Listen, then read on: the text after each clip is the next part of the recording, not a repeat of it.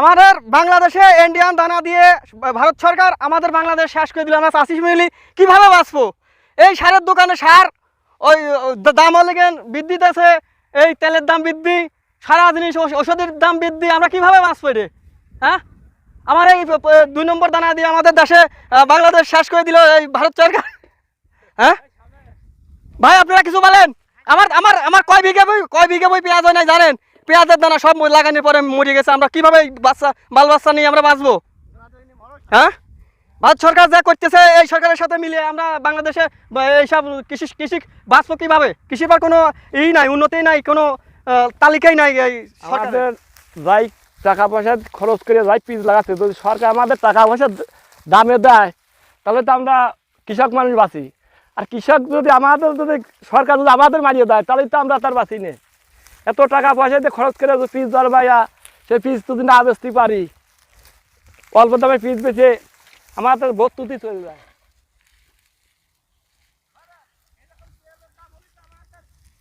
আমাদের এবার শেষই আসলে, আর বছরকার তাই কুলোবার পারতেছি না। এবার যে দাম দিচ্ছেন শোনেন, আমরা পেঁয়াজের চাষ যা করতেছি, যে সারের ওষুধের যে দাম, তাতে তো আমার বেচে কিনে দিলেও আমার সারের দামই আমার হয় না। আর বাজার যা সরকার দিচ্ছে আমারে, এ বাজারে আমার পেঁয়াজ বেচে কোনো লাভ নাই। বাজার একদম শেষ। শুনতেছি এলসি বন্ধ। এখন তো এলসি ঠিকই আমার দেশে আসতেছে।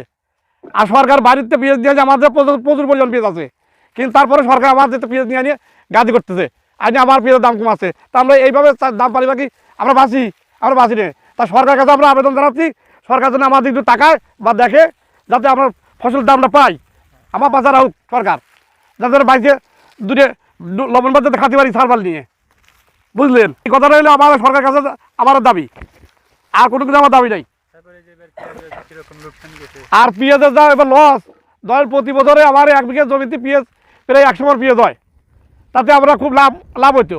আর এবার আমার 1 বিঘা জমিতে ধরেন ওই শতাংশে 1 মণও হয় নেই, 30 মণ পেঁয়াজ হয় না বিঘে বুঝতে পারে। আর লস তো সারা লস এবার, অত টাকা খরচ 1 লাখ করে পারে। সব পেঁয়াজ আমার টাকা বসতেছে না, যাবে আসবো এখন বেঁচে কিনে সার ওষুধের দাম দেবো। এক কথা, আমার খাবারই জোটে না। সামনের রোজা, এই রোজার ঈদ আছে, ঈদ আমরা ছেলে পেলে ধরে একটা ভালো জিনিস কিনবো বা নিজেরা একটা ভালো কাপড় চোপড় কিনবো, গায়ে এক তো গোশ মাছ খাবো, সে আশা আমাদের নাই, সে ভাগ্যেই আমাদের নাই। আমরা সব শেষ, আমাদের সার ওষুধ দামে আমার জোটে না, তা আমরা খাবো কিনতে, আর ভালো কাপড় কই পাবো আমরা? আর হ্যাঁ, আর ঘরে পেঁয়াজ তো আমরা ঘরে রাখতে পারতেছি না, হালখাতা করবা গেলেই সব শেষ আমারে। তারপরে আমরা কি করে খাবো কন? আমাদের খাওয়ার কিছুই নেই।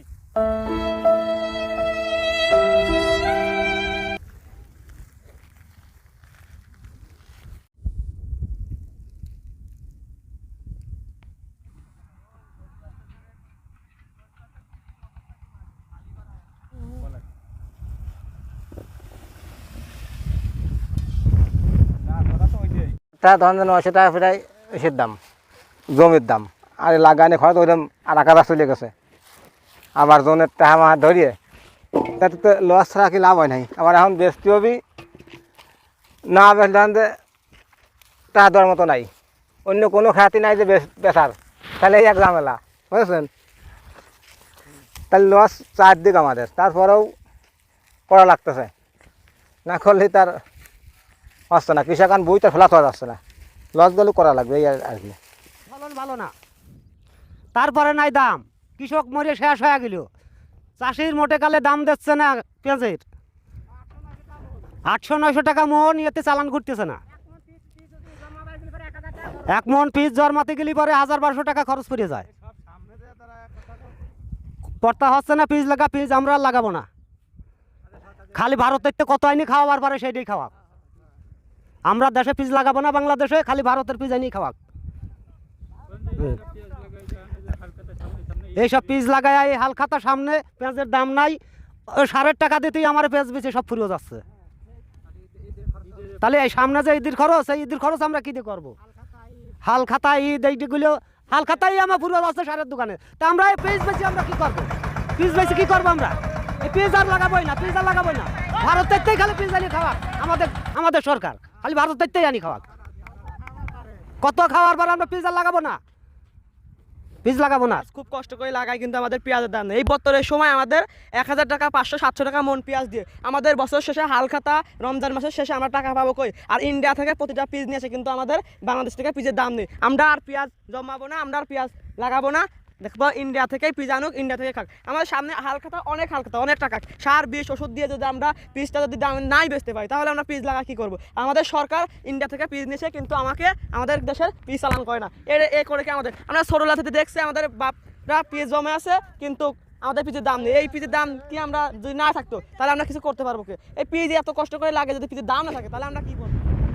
পিচের যে পরিমাণ খরচ হয়েছে দানা দিয়ে, পেঁয়াজ লাগানো দিয়ে, তোলা দিয়ে, আনুষঙ্গিক বিষয় সব মিলে পেঁয়াজের যে খরচ সেই তুলনায় পেঁয়াজের দাম নেই। যে টাকায় চাষিরা পেঁয়াজ বিক্রি করতেছে এই টাকায় পেঁয়াজ বিক্রি করলে চাষিদের খরচ ওঠে না। লস বলতে অনেক বেশি লস যায়। এখন পেঁয়াজের দাম যদি না বাড়ে তাহলে চাষিদের বলতে গেলে পরে মাথায় হাত, কারণ এখন পেঁয়াজের প্রতি বিঘা প্রতি যেই টাকা খরচ পড়ছে সেই বিঘা প্রতি পেঁয়াজ হচ্ছে না, পেঁয়াজের ফলনও কম আর পেঁয়াজের দামটা আরও কম। তো এরকম চলতে থাকে পেঁয়াজ চাষ বন্ধ হয়ে যাবে, সরকারের আর্থিকভাবে অনেক লস হবে। তো এখন প্রত্যেকটা চাষার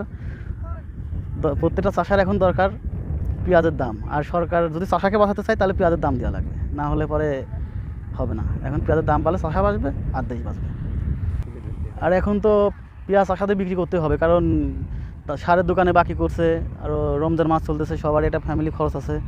তো সব মিলাই এখন এরকম যদি পেঁয়াজের দাম না হয় তাহলে চাষাদের পেঁয়াজ লসে বিক্রি করতে হবে। আর লসে বিক্রি করলে তাদের বাকিও ক্লিয়ার হবে না, আর আনুষঙ্গিক ফ্যামিলি খরচ হবে না। 1 মন পেঁয়াজ বিক্রি করে মুরগি কিনতে গেলে মুরগির দামই হয় না, তেলের যে দাম, চাউলের যে দাম, পেঁয়াজ নিয়ে চাষাদার হাটে যায় পেঁয়াজ বিক্রি করে আসে, বাজারে করতে পারে না। তো এখন যদি পেঁয়াজের দাম না বাড়ে তাহলে পরে আর হবে না।